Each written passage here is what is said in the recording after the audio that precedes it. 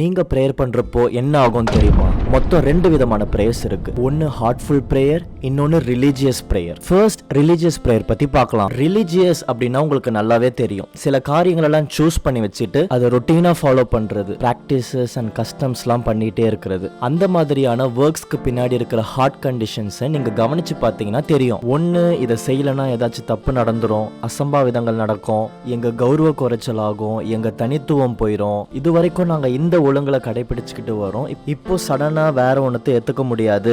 No matter whether you die or survive. இந்த மாதிரியான intentions, behaviours தான் ஹார்ட்ல இருக்கும். ரிலீஜியஸ்னஸ் பத்தி நான் தப்பா சொல்லல, ரொம்ப ரொம்ப இம்பார்ட்டன்ட் டிசிப்ளினுக்கு, பர்சனல் க்ரோத்க்கு, டெட்டர்மினேஷனுக்கு. ஆனா ஹார்ட் கண்டிஷன்ல இதெல்லாமே இருக்கும்னு சொல்றேன். இதெல்லாம் நம்ம கவனிச்சு பார்த்தோம் அப்படின்னா நம்ம இல்ல, காட் கவனிக்கும் போது ஃபுல்லா நானு, எங்க, ஏன் மரியாதை, ஏன் நம்பிக்கை, எனக்கு ஏதாச்சும் ஆயிருமோ, என்னை யாரும் ஹர்ட் பண்ணிடக்கூடாது அப்படின்னு நான் அப்படின்ற செல்ஃப் சென்டர்ட்னஸ்னால செல்ஃபிஷ்னஸ் தான் ஃபுல்லா இருக்கும். ஹார்ட் கண்டிஷனே கலிஜா கச்சடாவா இருக்கும். இந்த ஒரு செல்ஃபிஷான ஹார்ட் கண்டிஷனுக்கு காட் அகெயின்ஸ்டா இருப்பாரு. இந்த ஹார்ட்டை வச்சுட்டு செய்யற எல்லா ஒர்க்ஸ்க்கும், மேரேஜஸ்க்கும், பிரேயர்ஸ்க்கும் காட் ரொம்பவே அகெயின்ஸ்டா இருப்பாரு. என்னதான் குவாலிட்டியான வேர்ட்ஸ் யூஸ் பண்ணி தேங்க் பண்ணி பிரேயர் பண்ணாலும், டெடிகேட் பண்ணாலும், God is against you. No matter how much you convince your self hardly. Because அந்த ஹார்ட்ல லவ் இருக்காது, பிறருடைய ஹார்ட்டை ஏத்துக்கிற அக்செப்டன்ஸ் இருக்காது, பிறரை வேல்யூ பண்ற ஹார்ட் இருக்காது.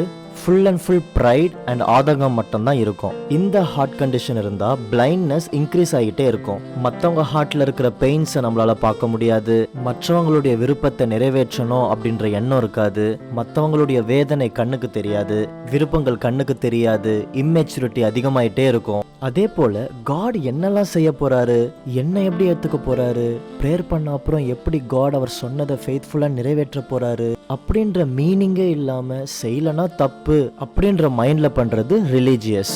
அண்ட் ஹார்ட்ஃபுல் பிரேயர்னா என்ன, அது எவ்வளவு easy, distracted mind or distracted heart, காடை உணர முடியாம போறது, எமோஷனல் ஃபீலிங், இது எல்லாத்துக்கும் ஹார்ட்ஃபுல் பிரேயருக்கும் எப்படி சம்பந்தமே இல்லை அப்படின்றதும், emotions, feelings, situations, timelessness, stress, prayers பண்றப்போ தலைவலி, மயக்கம், தூக்க உணர்வு, பிரேயர் பண்ண மனசு இல்லாம போறது, இது எல்லாமே இருந்தா எவ்வளவு நார்மல் தான். இது எல்லாமே இருந்தாலும் சிம்பிளா காடோடைய வேர்டு என்ன சொல்லுதுன்னு நீங்க சூஸ் பண்றப்போ என்னெல்லாம் ஆகும், எப்படி காட் மூவ் பண்ண ஸ்டார்ட் பண்ணுவாரு, எப்படி மிராக்கிள்ஸ் உங்க டெய்லி போர்ஷன்ஸா மாறும், எப்படி காட் உங்க ஃபீலிங்ஸை வச்சு, எமோஷன்ஸை வச்சுலாம் மூவ் பண்ண மாட்டாரு. ஃபீலிங்கை டிபெண்ட் பண்ணி வாழ்ந்தா எப்படி நீங்க ப்ரேயர் பண்ணி முடிச்சதும் காட் என்னை விட்டு போயிட்டாருன்னு நினைச்சுக்கிட்டு ஓல்டு லைஃப்க்கு போயிடுவீங்க. அண்ட் அது எவ்வளோ டேஞ்சரஸ் அப்படின்னு இதுக்கப்புறம் வர வீடியோஸ்ல நான் சொல்றேன்.